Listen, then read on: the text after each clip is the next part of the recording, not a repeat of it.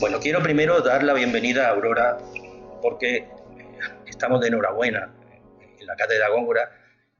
Hemos estado bombardeando durante 2 semanas en redes sociales, difundiendo los méritos de esos invitados a este seminario.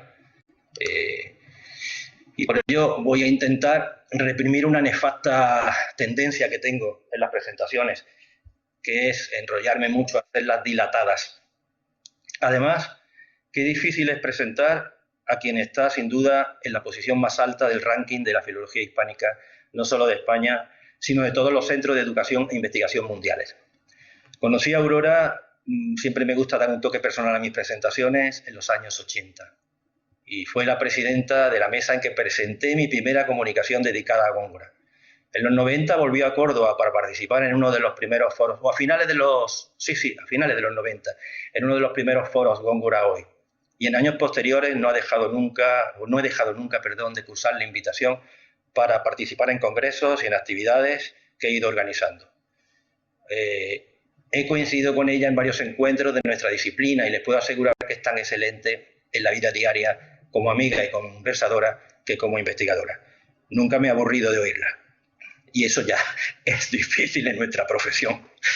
Ya era y sigue siendo una persona muy ocupada, por lo que le agradezco sinceramente que por fin, después de esa presencia suya en el Foro Góngora Hoy, pues haya vuelto a Córdoba, aunque sea de esta manera, de manera virtual.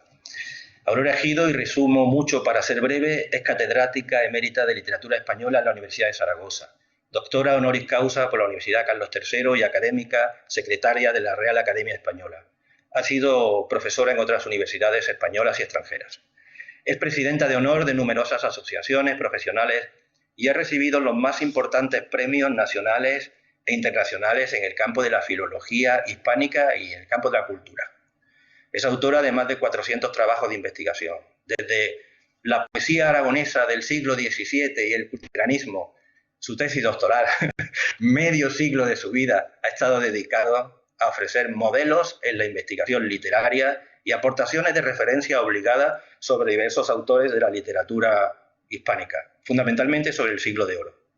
Su edición del Paraíso de Soto de Rojas, muy temprana, su estado de la cuestión sobre Góngora, ¿cuántas veces hemos utilizado eso?, en Historia y Crítica de la Literatura Española, pero sobre todo sus numerosas ediciones y estudios sobre Gracián, de quien es la máxima experta mundial, y a cuya idea de la inmortalidad dedicó su discurso de ingreso en la Real Academia de la Lengua Española. Si no te agradecí que me lo mandaras en su momento, lo hago ahora, públicamente. No quiero olvidar 2 libros que nos deslumbraron a todos los que terminábamos nuestra tesis allá por 1990, Fronteras de la poesía en el barroco y Silva de Andalucía. Recogían artículos publicados previamente que habíamos leído durante la carrera en los locos años 80. Está aquí para hablar de Góngora, a quien ha dedicado páginas inolvidables, pero su competencia es destacada en autores como Calderón o Cervantes. También ha dedicado estudios a la proyección del Siglo de Oro en la literatura del siglo XX, como su excelente libro El barroco de los modernos. Yo sé que esto es poco para presentar a Aurora Ejido, pero pueden en nuestros estados de Facebook ver la bibliografía, bueno, no la bibliografía, sino más bien la reseña curricular completa de nuestra primera invitada. Y por supuesto les recomiendo un libro que se le dedicó en su universidad, La razón es Aurora, donde aparece toda su vida hasta el año 2017, si no recuerdo mal. Gracias, Aurora, una vez más, y voy a cederte ya la palabra. Me complace, desde luego, volver siquiera virtualmente a la Universidad de Córdoba para hablar de Góngora.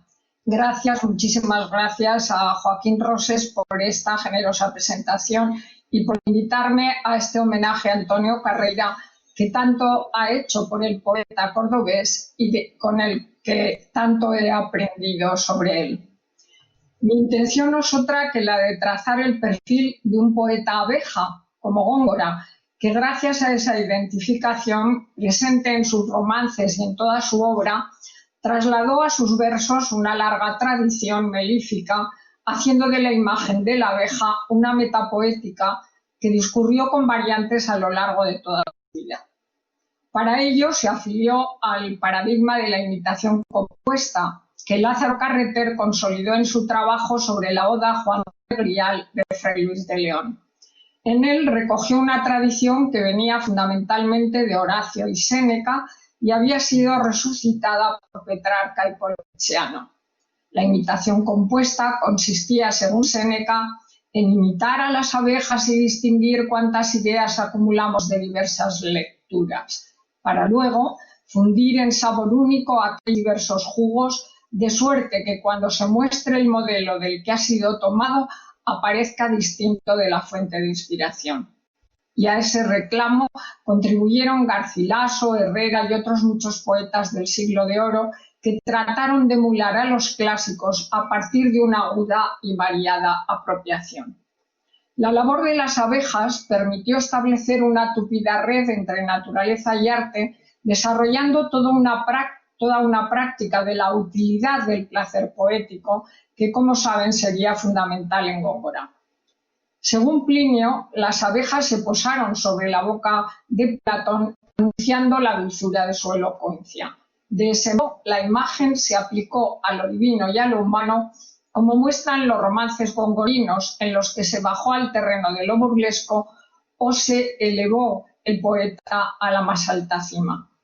La colmena poética de Góngora configuró una compleja red que se extiende desde los primeros años a toda su poesía, culminando en el Polifemo, las Soledades y la fábula de Píramo y Tisbe, pero también en otros muchos poemas, incluidos los romances.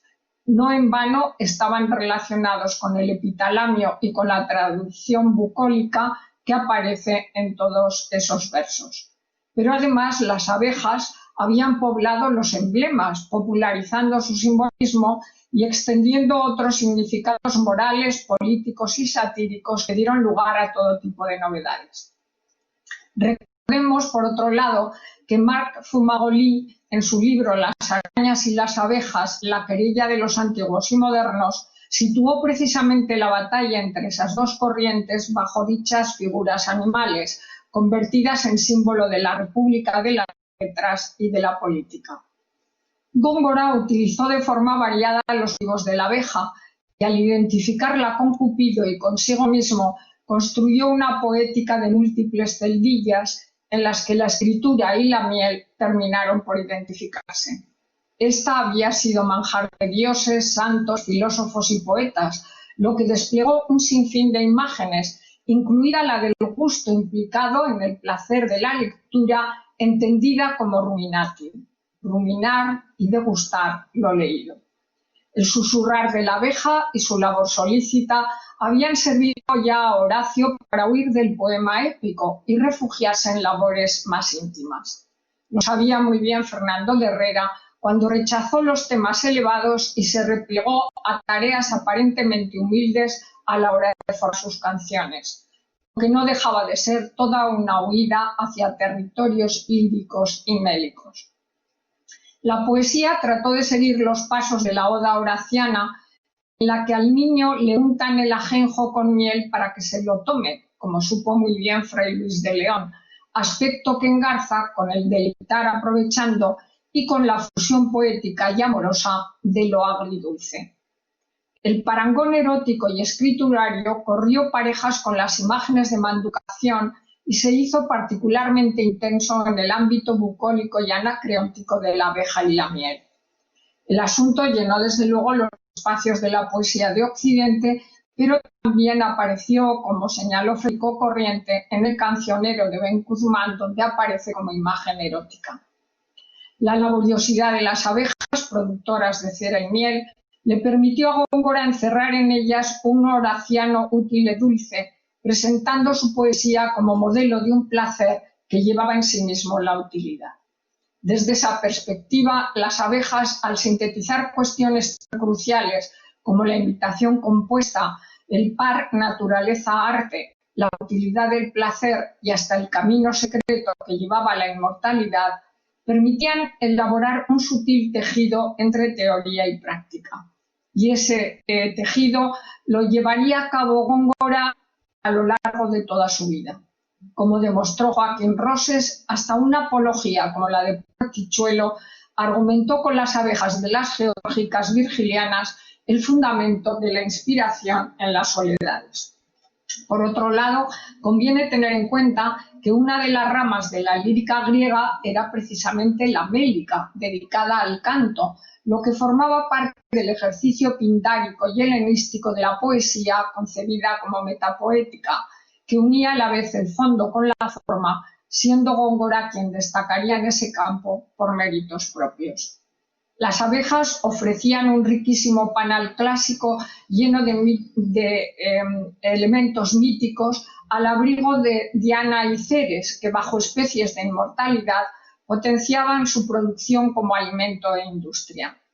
Hay que tener en cuenta que Zeus fue alimentado con miel por su nodriza Artemisa y que el mundo antiguo dio numerosas connotaciones míticas y religiosas a ese manjar de dioses que también se cristianizaron. Ello llegó hasta el colmenero divino de Tirso de Molina, un auto sacramental en el que Dios tenía ese oficio. El hecho de que a las abejas se les atribuyera inteligencia y poder profético o que fueran símbolo de fertilidad enriquecía sus posibilidades generativas como metáfora poética que se presentaba a veces bajo especies muy distintas. En primer lugar, la dulzura invadió el territorio de la bucólica y otros géneros, ya incluso con anterioridad en la celestina y sobre todo en la égloga pastoril, que generó nominalmente una amplísima saga de melisas, meliseas, meliseos, melibeas y dulcineas, con multitud de nombres derivados de mel que habían sido consagrados anteriormente por Sanazzaro. Pero lo que nos interesa destacar es cómo la abeja se instaló en las antologías poéticas que se han ido publicando desde el Renacimiento a nuestros días en flores, florestas, florilegios y ramilletes, en una clara simbiosis de naturaleza y arte. No olvidemos, por otro lado, que la poesía humanística se basó, como dijo Eugenio Garín, en la dulzura del decir, que junto a la sonoridad de la voz se convertía en la mejor luz de cualquier discurso. Esa dulcedumbre de la voz le permitió a Góngora establecer un complejo diálogo con otros poetas como Stiliani o Garcilaso. Garcilaso, se convirtió en una voz esencial para el poeta cordobés, como todos saben, por sus numerosas referencias a la dulzura y a las abejas, dibujando en el aire vuelos sonoros como los producidos por la famosa literación de la égloga tercera. En el silencio solo se escuchaba un susurro de abejas que sonaba. Se trataba de palabras volanderas que remitían al suave susurro de la Arcadia de Sanazzaro, del que brotaban las sibilantes con dulce armonía. Pero las anotaciones de Herrera añadieron al susurro de las abejas garcilasistas algo que María José Vega denominó el secreto artificio en los versos de Virgilio. Dicho secreto se basaba en que el lector no debía ver el andamiaje del poema, sino el resultado de un deleite auditivo producido por el efecto sonoro. Para nosotros, lectores silentes y solitarios, esto puede significar poco, pero hablamos de una poesía para ser leída, recitada o cantada. Claro que también habría que considerar la dulzura gustativa que se trasladó desde los bucólicos griegos a los resortes de la voz en parangón con la dulce boca que a gustar convida. Había que conseguir que se nos hiciera la boca agua con el recitado. Pero además del órgano de la boca que marcaba el tono, la musicalidad, la pronunciación, existían otros efectos olfativos, ópticos y ápticos, vale decir táctiles, con los que el gusto, el olfato y hasta el tacto se unían a un complejo entramado de sensaciones y conceptos. Séneca introdujo además una idea que sería fundamental en poesía. Me refiero al concierto logrado por voces e instrumentos, sumando los placeres gustativos de la miel a la armonía auditiva, lo cual es esencial en la poesía gongorina. Tengan en cuenta que todo ello conlleva una nueva apreciación del deleitar aprovechando clásico, al incardinar en el deleite el provecho, como hizo Góngora al justificar la oscuridad de sus versos. En ese sentido, el poema de Rerum Natura de Lucrecio supuso un modelo perfecto a la hora de configurar un mundo placentero como trasunto verbal de la naturaleza en movimiento que afectó también a la poesía áurea. La voluptas consistía para Lucrecio en recoger las flores poéticas más variadas para fabricar dulcísimos versos. Y lo hizo, como luego lo haría Góngora en el Polifemo, acogiéndose a las dulces musas pierides. Esa búsqueda de originalidad mostraba cómo las abejas, cera y miel, además de modelo para la imitación compuesta, fueron también suma de utilidad y placer. En su vuelo selecto, la polinización de las abejas fue mucho más allá de encarnar cuestiones imitativas, pues incluía aspectos conceptuales sobre el deleite útil y sobre la fusión entre la naturaleza y el arte. Por otro lado, conviene recordar la familiaridad con la que Góngora se animalizaba graciosamente. Eso lo vemos en muchísimas cartas, donde menudean referencias de todo tipo a los placeres sensoriales. Pongo, por ejemplo, el goloso regalo de una bota llena de agua de azúcar y de unas pasas que le envió Fray Esteban Izquierdo, indicando que fragante perla cada breve gota, por seráfica abeja fue devota, a bota peregrina trasladada. La décima a don Antonio Chacón, que le había enviado desde Colmenar Viejo un requesón, convirtió otro regalo en panal de suero cocido, que sabía a leche y miel. Pero además Góngora jugó con el topónimo Colmenar, que lo usa muchas veces, y con los vocablos oveja, abeja, a la zaga de nuevas dilogías, incluidas las eróticas. Pero si hablamos del poeta que entra sola a su poesía, y más si se trata de un célibe como Góngora, que era clérigo, aunque hiciera de las suyas, lo cierto es que la abeja facilitaba su identificación, dado que era símbolo de castidad en los bestiarios por su enigmática reproducción sexual. El fisiólogo y las polianteas hablaban de la castidad integral de las abejas, pues son capaces de gestar sin apareamiento alguno.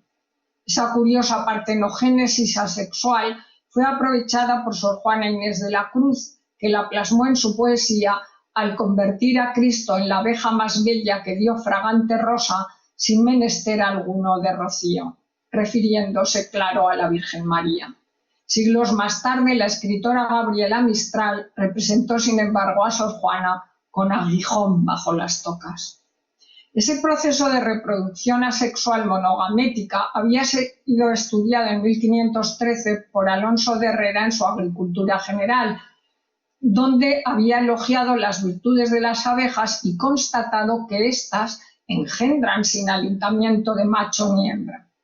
La emblemática consagró su castidad con la imagen de una colmena de corcho y abejas revoloteando, asunto que creo atañe al rito nupcial del poema de Góngora al conde de Lemus, donde el lecho se convierte en corcho y las abejas en amores, a la hora de libar en paz una rosa que a las perlas del alba aún no se abría. La transustanciación apícola permitió a Góngora distanciarse bajo un yo convertido en nueva y mínima máscara, como tantas otras bajo las que superó el sentimentalismo y la identificación petrarquista entre poesía y vida. En este caso, su metamorfosis en abeja equiparó el acto de enjambrar con el de escribir. Los versos del poeta cordobés están plagados de referencias gustativas que se ensamblan con otros efectos sensoriales en consonancia con los poéticos. Omitiré un caudal difícil de resumir porque he encontrado multitud de ejemplos, pero que se puede comprobar en las magníficas ediciones de las obras completas de Góngora, editadas por Antonio Carreira, y particularmente de la de sus romances a la que se ha hecho referencia, donde el adjetivo dulce se prodiga por doquier en los más variados metros y temas, intensificándose y agudizándose con el decurso del tiempo. En ese sentido, dulce se independizó de la abeja y junto a la dulzura se destiló en toda clase de metros, desde el juvenil romance La más bella niña al soneto de 1624, Bebiendo rayos de tan dulce esfera. La doblez entre la dulzura y la amargura subyace en multitud de textos renacentistas y barrocos de tipo amoroso, como expresa el poema de Lope, Las hojas del pesebre, niño de Belén, hoy son flores y rosas mañana serán hiel, haciéndolo trasunto religioso. Todo ello se contrahizo en las celosas libaciones del romero en el estribillo gongorino. Hoy son flores azules, mañana serán miel. Fue asunto comentado por Diego López sobre el emblema 11º de Alciato, que trasladaba una labor recolectora que generaría la dulzura amarga en la poesía nueva. En ese emblema aparecía Cupido rodeado de abejas que le estaban picando, quejándose a su madre Venus, y el pie decía que las cosas dulces se vuelven a veces amargas. Lo más significativo respecto a Góngora es la aparición constante de dulce vinculado al canto, tal y como aparece en numerosos romances y en el soneto Tras la bermeja aurora, cual con voz dulce, cual con voz doliente. La música, en este sentido, aparece en todos los planos de la poesía gongorina, desde las sinestesias y aliteraciones al ritmo, la rima, los ecos, los esdrújulos, las antítesis, las hipálages, los cultismos, los apóstrofes, las transposiciones, las metáforas y en muchísimos recursos sensoriales que se manifiestan a través de ellas.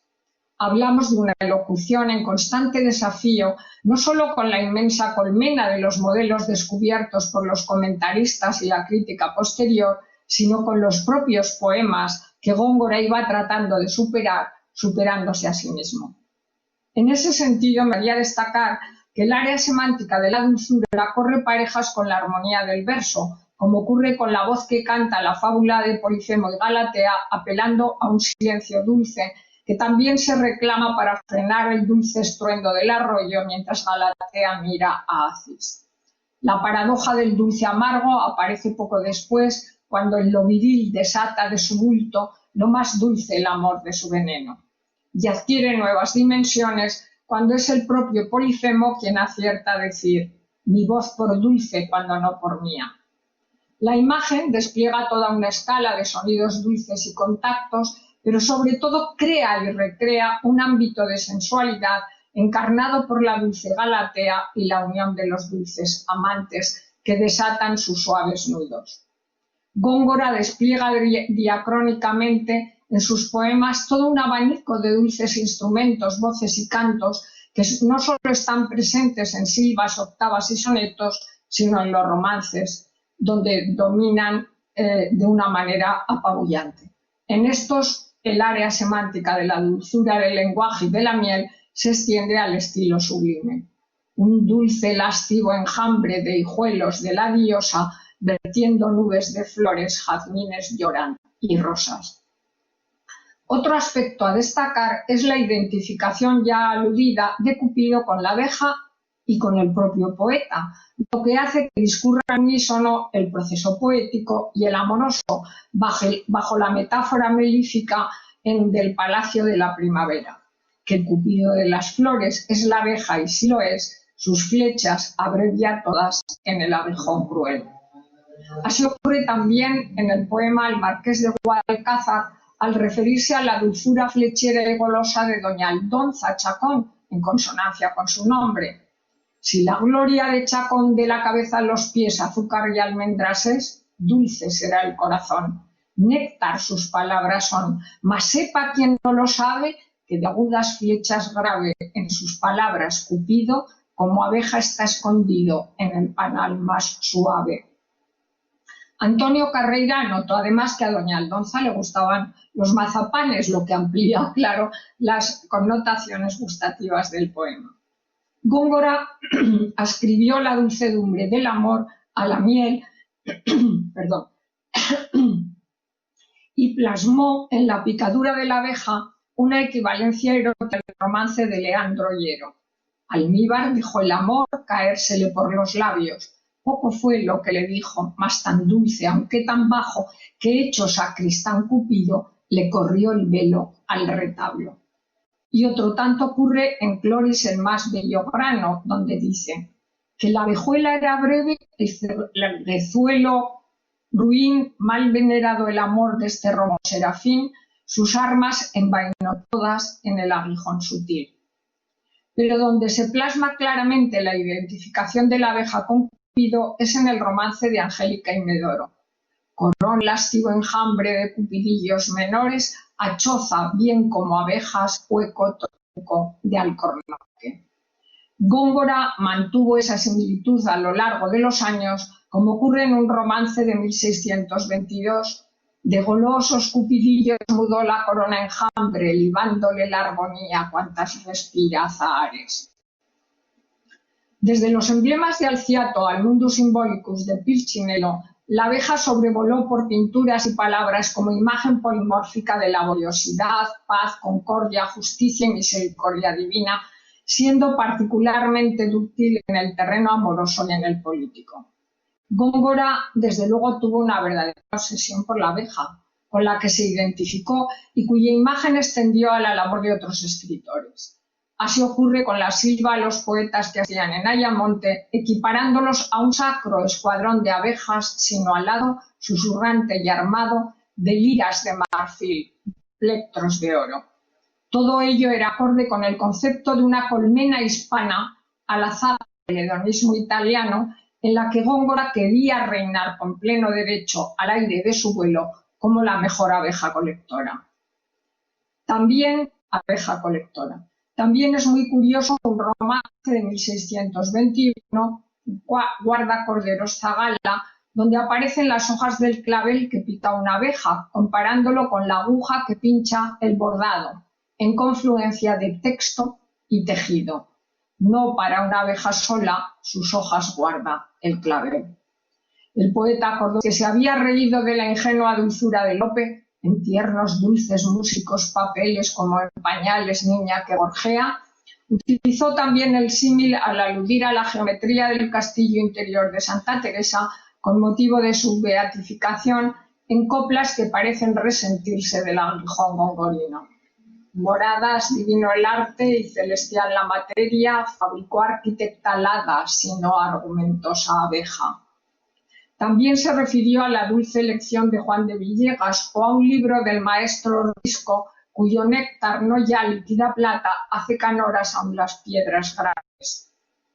Esos y otros parangones órficos, trasladados al poder de la himenóptera, deben insertarse en una concepción de la poesía como una Marino y otros poetas de su tiempo que veían el mundo como un gran poema figurado y el poema como una tradición en letras de la estructura del mundo. De ahí que la arquitectura de la colmena en celdas hexagonales y la arquitectura métrica de la poesía corrieran a la par en metáforas e imágenes que Góngora trataba de superar como rey único de su propio canal. Ya Claudio Eliano, en la historia de los animales, había encomiado las lecciones de geometría de las abejas, que luego también encareció Fray Luis de Granada. Pero además el poeta cordobés contó con la materialidad de la escritura que desde Catulo había establecido toda una relación corpórea de la poesía plagada de símiles eróticos fáciles de aplicar a las abejas. También conviene tener en cuenta el simbolismo político y hasta económico de la abeja, que revoloteó por los libros de emblemas apuntalando los pilares de la monarquía española con la imagen de un rey que practica la mansedumbre en el enjambre de la República, como ocurre en el emblema de Saavedra Fajardo, no se hace patente a todos, donde configuró la imagen de un rey imitando a las abejas, acogiéndose al oculto silencio de Estado. Lo cierto es que la colmena era desde Virgilio símbolo de la ocultación, como Darwin que somos las abejas de lo invisible. Esas y otras imágenes morales, políticas y religiosas de la emblemática vincularon las abejas al poder real o eclesial en su más alto grado, encarnando la prudencia, la mansedumbre y la justicia de gobernantes y prelados. En ese ámbito, el poema Luis de Cabrera sobre su historia de Felipe II recoge la imagen del rey ceñido de enjambres, no de ejércitos de gentes, apelando a una tradición simbólica sobre el monarca clemente con sus súbditos. Por otra parte, Góngora no se sustrajo al atractivo del emblema de Alciato ex bello pax, que de la guerra viene la paz, donde mostraba una calavera convertida en colmena, como ocurre en el panegírico al duque de Lerma. Otro poema, en la creación del cardenal don Enrique de Guzmán, auguraba una paz duradera semejante a la del enjambre en la boca del león, ascribiéndose a la imagen bíblica tipificada por la emblemática. Cultivarán 3 abejas lilios bellos y melificarán no en corchos vanos, sino en las que abrirán nuestros leones bocas de paz tan dulce alimentadas. Nos encontramos ante un larguísimo rastro de la Arcadia perdida por los desastres de la guerra, en la que aún cabe un hálito de esperanza, como el que se puede otear modernamente en el arpa en la cueva de Jim Ferrer, donde aparece un guerrero con la armadura agujereada a tiros, tras que en sus cuencos vacíos hay abejas. La unción del poder eclesiástico y político bajo la imagen de la abeja tuvo un gran alcance al que no fue ajeno Quevedo, y lo mismo podemos decir de Lope de Vega. Pero más allá de la poesía lírica, también aparecieron las abejas en el teatro de Góngora. El doctor Carlino, la comedia venatoria y las fumerazas de Isabela muestran numerosos ejemplos que confirman la popularidad de unas imágenes que también traducían el significado de esperanza encerrado en los dulces panales amorosos. Y otro tanto hizo Tirso en La villana de la Sagra, donde aparece don Luis con mascarilla de castrar colmena recitando el soneto: yo sé que los amantes son abejas. La tradición grecolatina había vinculado además la abeja y la miel a Eros, desplegando imágenes en las que no faltó Príapo, que ya saben es el símbolo erótico por excelencia y que se difundió sobre todo a través de la hemerotomaquia polifili, como todos saben. Al abrigo del idilio y de la anacreóntica, y eso se ve muy bien también en la poesía del 18 y 19, la influencia de la emblemática renacentista fue fundamental porque intensificó por doquier la imagen de Cupido picado por las abejas, lo que derivó en la equivalencia de alas, vuelos y aguijones susceptibles de producir placer y daño. Góngora lo repite por doquier, sin olvidar los daños colaterales, que el Cupido de las flores es la abeja y si lo es, sus flechas abrevia todas en el aguijón cruel. Gracias a ello, la antigua conseja del caballero seductor y la niña burlada adquiriría nuevos realces convertida en colmeneruela. Decirle a su madre amor, si la viniera a buscar, que una abeja le lleva la flor a otro mejor colmenar. Picar, picar, que cerquita está el lugar. El poeta cordobés recreó también a lo burlesco en el romance Cloris el más bello grano, la dañosa picadura de una abejuela comparada con Cupido, que envainó todas sus armas en el aguijón sutil.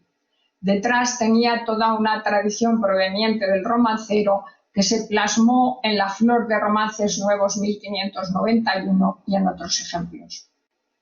Pero el tema también se conectó con la muerte y con las exequias y corrió por los cancioneros musicales del 17 en un ejemplo de esa transustanciación entre poeta y abeja, representando la idea inherente al cuadro de Poussin et in Arcadia ego, es decir, que la muerte también existe en la Arcadia, como dice el cancionero hispánico de Lisboa: abejuela atrevida, dame tu suerte, que yo trocara mi vida por tu muerte. La liaison con la anacreóntica y el idilio confieren al tratamiento gongorino del tema de la abeja y la miel un aire bucólico y festivo cargado de melancolía, delicadeza y erotismo, pero también de ironía y humor. El epitalamio gongorino se hizo además deudor de una pródiga tradición escrita a Claudiano y otros clásicos sobre la abeja y la rosa, el robo de la miel o el beso lascivo. El uso continuo de la imagen obligó a Góngora a superarse a lo largo del tiempo, añadiendo nuevos relieves al motivo, lo que en definitiva traducía a la realidad poética el espíritu de la colmena, por decirlo con el título de la famosa película de Víctor Erice. Al adentrarse en jardín tan frecuentado, Góngora trató de superar el tópico, procurando transformar el polen poético en sustancia de su propio quehacer literario. Me refiero a cómo en él se verifican plenamente las bodas entre arte e ingenio, un epitalamio poético que corre parejas con el erótico, como quien genera palabras y conceptos llenos de agudeza, donde chupar, libar, picar, lambicar, besar, violar, amar, imitar, cantar y escribir terminan por ser uno y lo mismo. La abeja gongorina madrugó en numerosos poemas breves y se posó en los llamados mayores, estableciendo todo tipo de correlaciones agudas, como muestra la octava 50 del Polifemo, donde un góngora abeja convertirá el dulcísimo pan en un texto hilado tan sutil como la estambre de la vida. Sudando néctar, lambicando olores, senos que ignora aún la golosa cabra, corchos marden más que abeja flores, liba inquieta, ingeniosa labra. Troncos me ofrecen árboles mayores, cuyos enjambres o el abril los abra o los desate el mayo, ámbar distilan, y en ruecas de oro rayos del sol hilan. Las soledades supondrán un hito en ese ámbito, sembradas de bucólica dulzura y armonía de la naturaleza, así como de las geometrías de la abeja, combinando el lazo verbal y el amoroso en la soledad primera. La segunda convertirá a Dido en abeja reina, que oro brillando vago o el jugo va de los aires puros o el sudor de los cielos cuando liba de las mudas estrellas la saliva. La transposición vegetal a animal, mineral y astral se irá dibujando en la primera silva por una abeja orfebre que madruga a libar flores y a chupar cristales en celdas de oro líquido, en clara significación metapoética. Pero el góngora abeja no se sustrajo al aguijón satírico en muchos poemas, como en el dedicado a una dama moza casada con un viejo, circunstancia que permitió jugar nominalmente con una abuela abeja maestra en ciertas lides. Ser lechero, sanguijuela, pues vamos, es para mí. Las venas del Potosí sabrás chupar, Isabela. Esto mi señora Vela me lo enseñó desde chica. ¿Por qué llora la Isabelitica? ¡Qué chiribica! La imagen de la abeja se prodigó en villancicos pastoriles y en la décima sobre el río Esreva, donde las metáforas descendieron a lo excrementicio con el juego, pañales, panales y otras bajas dilogías de la misma estofa. Lleva no patos reales ni otro pájaro marino, sino el noble palomino nacido en nobles pañales. Colmenas lleva y panales que el río les da posada. La colmena es vidriada y el panal es cera nueva. ¿Qué lleva el señor Esreva? Yo os diré lo que lleva. Pero el aguijón gongorino se retorció con particular ingenio en la fábula de Píramo y Tisbe, donde Góngora, a lo dulcemente rufo, rindió tributo a la dulce hija del divino Cista, mostrando las señales de una avispa mulata girando como torno de monja y unos senos rudos que no encerraban panal alguno. Como dijo Carreira, la avispa en lugar de la abeja supuso una auténtica novedad en ese poema, pues era símbolo de maledicencia. Avispa con libramiento no voló como ella anduvo. El asunto, desde luego, daba para casi todo, juntando la dulzura de la miel con lo picante del aguijón de la abeja convertido en falo en muchos poemas. Aunque cuantitativamente los versos del cordobés destilen sublimes dulzuras por doquier, lo cierto es que los hay y muchos de sesgo burlesco. Así ocurre cuando con gracia y donaire Góngora arremete contra los almibarados poetas que se excedían en semejantes usos. Y él lo hizo hilando, y nunca mejor dicho, hasta provocar incluso la insalivación del lector al recitar en voz alta sus estrofas melíficas llenas de líquidas, fricativas y sibilantes que generan mucho más que meros efectos sinestésicos. Góngora hizo verdaderas transformaciones en el ancho campo de la elocución, siguiendo una tradición de siglos en la que libó de los autores más variados.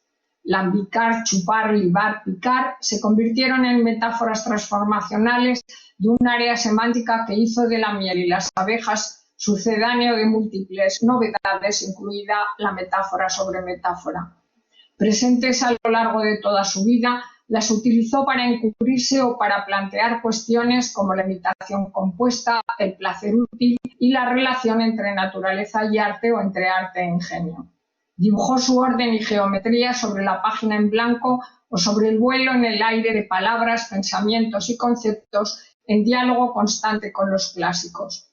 Ellas cubrieron todo un panal temático y conceptual que abarcaba lo divino y lo humano, lo serio y lo risible, lo moral y lo político, sin olvidar su capacidad para producir todo tipo de efectos que apelaban a los 5 sentidos o se proyectaban para mover la inteligencia y el gozo de los lectores u oyentes. Al abrigo de la filosofía neoplatónica, se generó en el Renacimiento la conversión de las abejas en símbolo de dulzura y felicidad. Pero además la miel sirvió como doble paradigma en el cultivo de los jardines, transformados en poemas que los describían como el paraíso cerrado de Soto de Rojas en Granada.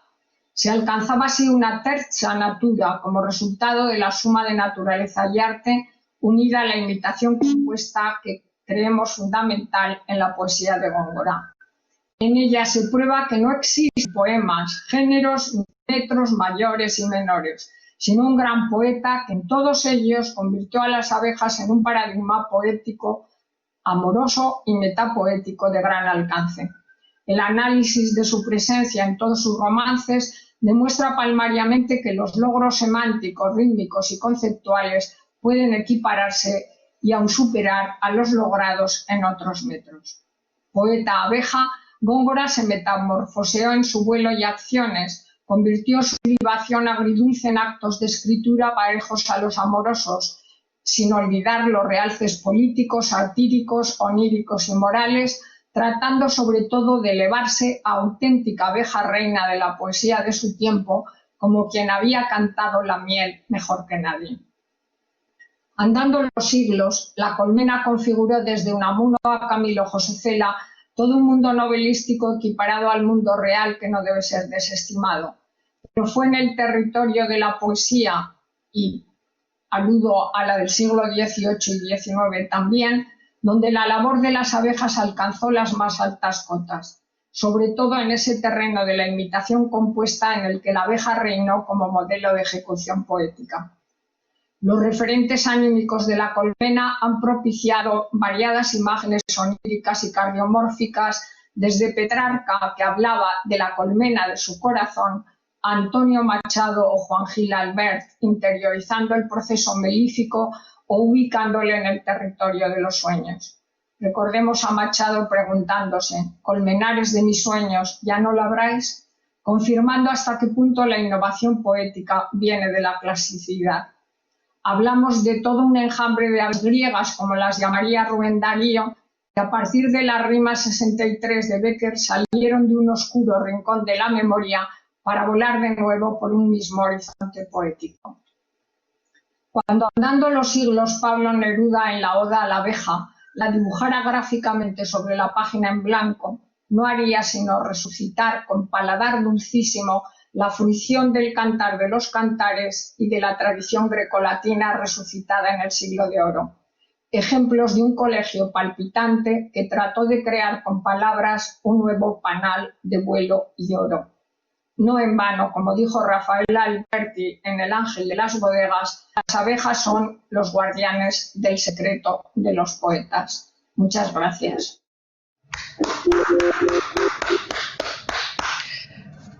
Muy bien, supongo que se me oye y se me ve, ¿no, Aurora? Sí. Bien, Tengo que hacer algo en mi ordenador que no sé todavía lo que... No, de momento quédate ahí, ¿Se me oye bien? Veo que hacía mucho tiempo que no escuchaba una conferencia de Aurora, así en directo o virtualmente. Y bueno, veo que no ha perdido su profundidad y su vitalidad intelectual después de tantos años. Y es curioso porque, ya que estamos en carrera, se podría aplicar a Góngora lo que dijo el propio Walt Whitman. Contengo multitudes, ¿no? Como el poeta de la sal puede ser también el poeta de lo dulce. Muy curioso todo eso. Bien, yo creo que ahora es el momento de ceder la palabra a los 61 participantes que están ahora activos.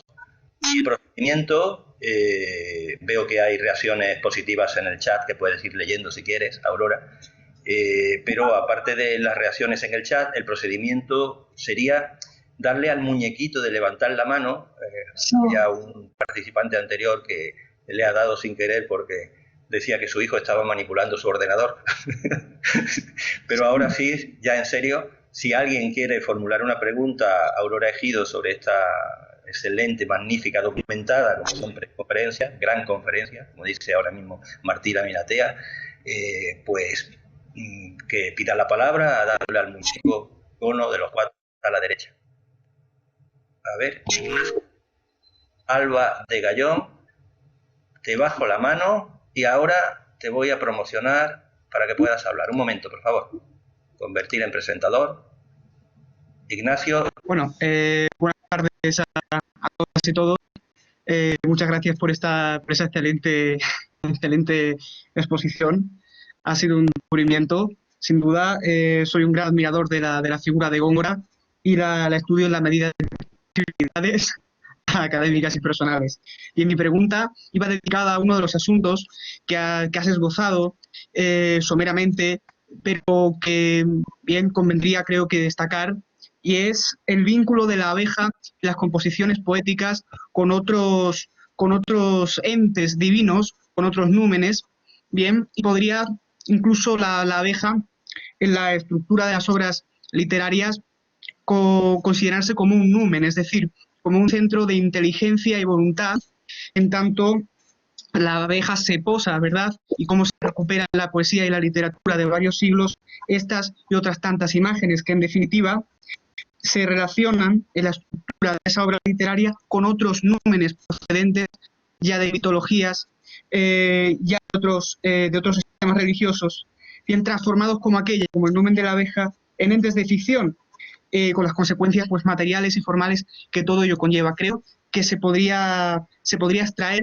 de ese asunto un estudio portentoso y pues me gustaría saber de ti, Aurora, otras posibles relaciones de la abeja con númenes similares o dispares y, en definitiva, del uso de esta metáfora como un signo idealista que formaliza, a veces críticamente, ¿verdad?, como ese aguijón satírico que puede resultar la abeja y que formaliza estéticamente en todos los casos dentro de la literatura.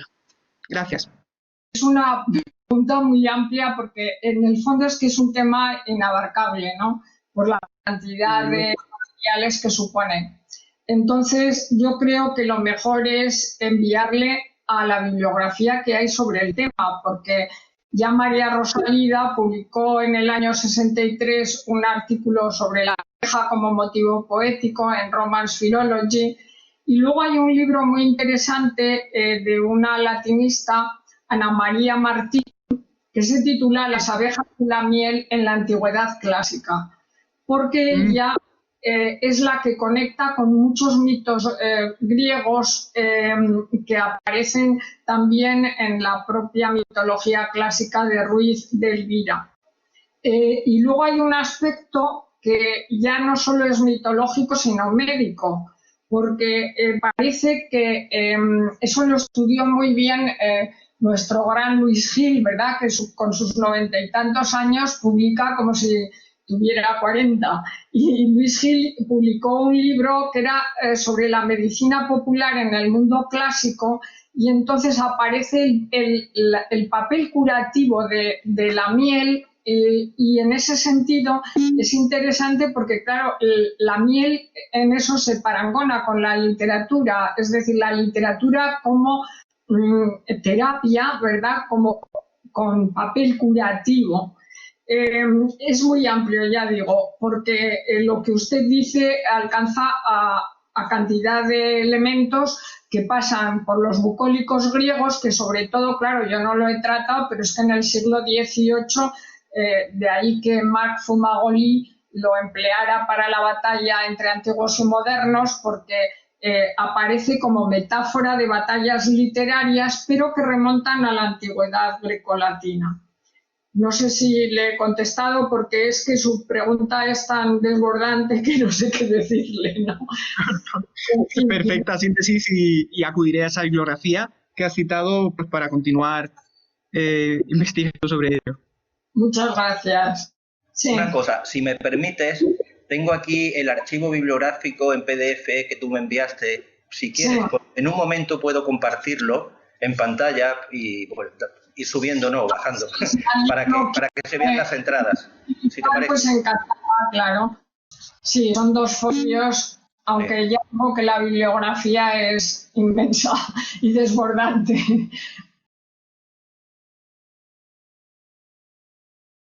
Son 2 páginas que, vale. bueno, se podrían ampliar, pero en fin, para el que quiera abundar y ampliar lo que yo he dicho, porque esto da no para un libro, sino para una eternidad de investigaciones sobre el tema. Y no está muy estudiado en la literatura española, todo hay que decirlo.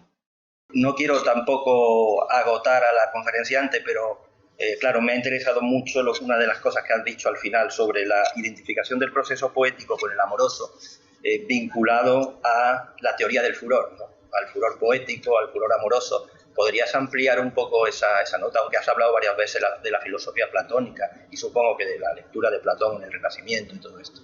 ¿Podrías ampliar un poco por esa vía? Creo que Góngora en ese sentido se parece mucho a Giambattista Marino, ya lo he señalado, y el furor poético tiene que ver, claro, con la paradoja que hay inherente a todo lo que significa la cera y la miel, lo útil y lo agradable, y también lo amargo y lo dulce, porque esa combinación dulce-amarga tiene algo o compone un sufrimiento y una desazón y una locura. Lo cierto es que, claro, yo he hablado de la muerte en la Arcadia y no de la locura que invade, lo mismo que en el onirismo, toda la égloga. En ese sentido, es interesante verlo hasta en el propio Quijote, porque he leído el Quijote desde la perspectiva de Aldonza, que es heredera de esa tradición, entonces es parte también de la locura que indudablemente homologa la locura amorosa con la literaria. Habría otras muchas connotaciones, pero esa es la que de momento se me ocurre puede ser más significativa. Sobre todo porque el furor poético es que inunda toda la égloga en prosa, desde la Atenas de Montemayor hasta la Galatea, porque la Galatea es que ya empieza pues, con un loco que lleva un puñal en la mano, ¿no? Y que va por los montes. Entonces, esa locura amorosa y esa locura poética se identifican, pero la abeja tiene también algo muy importante que he querido subrayar, que es la geometría y la sutileza, de modo que toda esa locura, ese furor, esas antítesis, esas antinomias, la propia enfermedad amorosa se va siempre limando y ordenando en poesía a través de la forma, ¿no? Como la abeja en sus celdillas. Y entonces entramos en el aspecto para mí más interesante, que es el formal, que es el de la geometría de la abeja y el de la geometría del poema, porque yo me he detenido mucho en lo sensorial, pero los aspectos gráficos son muy importantes y son los que recoge luego la poesía desde Rubén Darío esta parte. Muy bien. Bueno, por desgracia no puedo promocionar a presentadores a todos los participantes para que aplaudan, pero el chat también se está grabando y ahí pueden dejar sus opiniones sobre la conferencia y sus felicitaciones a Aurora. El chat sigue activo y bueno, le vuelvo a dar las gracias a Aurora Ejido por haber aceptado esta vez mi invitación a Córdoba o a esta Córdoba virtual y vamos a esperar 6 minutos. Está activa la sesión, pero pueden, si quieren, desconectarse o si no, pues nada, mejor que no, vaya a ser que luego no se puedan volver a conectar y nos vemos dentro de esos 6 minutos para escuchar la conferencia de Mariano de la Campa. Muchas gracias a todos. Muchas gracias a ustedes. Gracias, Aurora.